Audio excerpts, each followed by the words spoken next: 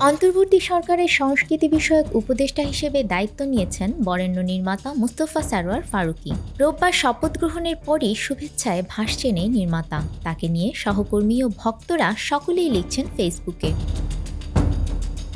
একদিকে যেমন শুভেচ্ছা বার্তা, অন্যদিকে আবার ফারুকীকে নিয়ে সমালোচনাও হচ্ছে। বিগত সরকার আমলের নেতাকর্মীদের সঙ্গে তার পুরনো ছবিগুলো এখন ফেসবুক দাপিয়ে বেড়াচ্ছে। সঙ্গে মুজিব একটি জাতির রূপকার সিনেমায় তিশার শেখ হাসিনা চরিত্রে অভিনয়ের বিষয়েও প্রশ্ন তোলা হচ্ছে। ফারুকীকে নিয়ে আলোচনা সমালোচনার মাঝে কথা বলেছেন জনপ্রিয় মিডিয়া কর্মী আব্দুন নূর তুষার।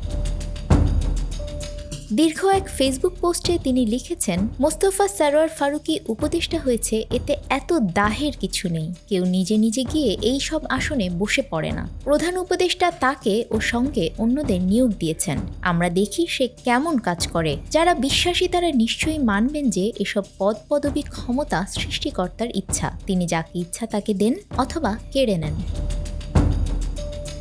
সমালোচকদের উদ্দেশ্যে তিনি বলেন, সংস্কৃতি মন্ত্রণালয় দেশের সবচেয়ে ক্ষুদ্র পরিসরের একটি মন্ত্রণালয়। এর বাজেটও কম, ক্ষমতাও কম। এখানে এর আগে আসাদুজ্জামান নূর বেশ কিছুদিন মন্ত্রী ছিলেন। সংস্কৃতি জগতের নামকরা লোকজন এখানে গেলে সেটা ভালোই। সমস্যা হলো, যারা ইন্টারনেটে গালাগালি করে গালিব হয়েছিলেন, সেই গালিবগুলো গালির ভারেই ডুবে গেলেন। ভাই, এই পছন্দটি একজন নোবেল বিজয়ীর পছন্দ, যিনি আপনাদেরই পছন্দের লোক। আপনারা তার উপর আস্থা রাখেন। আব্দুন নূর তুষার আরও লিখেছেন, ফারুকী যা ঠিক মনে করত সেটাই বলতো। এটাই তার শক্তি। সে নিজের কথা বলার শক্তি রেখেছে। কিছু পারুক বা না পারুক, আমি ফারুকীর এই সম্মান প্রাপ্তির বিষয়টিতে খুশি। ভিআইপিদের প্রোটোকলের প্রসঙ্গ টেনে তিনি বলেন, এদেশে আগামীতে সংস্কৃতি কর্মীদের দুর্দশা আরও বাড়বে। অন্তত আমার একটা ভাই তো সাময়িক পতাকার গাড়ি ও ক্ষমতা পেল।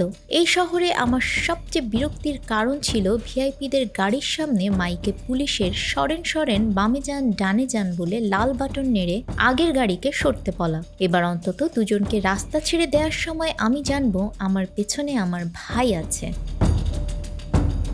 পুরনো একটি ঘটনা শেয়ার করে তুষার বলেন, প্রফেসর সিএস করিম আমাকে খুব স্নেহ করতেন।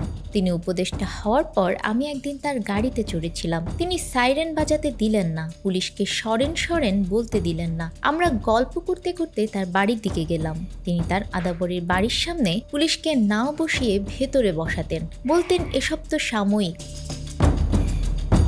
সবশেষে তিনি লিখেছেন, ফারুকী ও সাইদুর ভাই কাজ করবেন, এটাই আশা করি। নিউজ ডেস্ক, আমাদের সময়।